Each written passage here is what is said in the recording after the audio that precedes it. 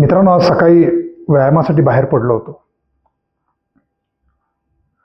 सासरे दिसले समोर नेताना आणि कसे आहात विचारायच्या ऐवजी तोंडातून गेलं, अजून आहात? सिनियर माणूस आहे. त्यानं खरं म्हणजे माझ्या या चुकीच्या शब्दाबद्दल माझे तिथल्या तिथं चार चौघात कान धरले असते तरी चाललं असतं. मी तर असं म्हणेन की त्यांनी एखादी मुस्काटच मारली असती मला तरी चाललं असतं. पण तिथल्या तिथं त्यांनी माझ्या बायकोला फोन नाही करायला पाहिजे होता. प्रॉब्लेम काय होतो मग असं तास 2 तास मित्रांच्या घरात जाऊन उभं राहावं लागतं. उगाचच सहज आलोय म्हणून सांगावं लागतं.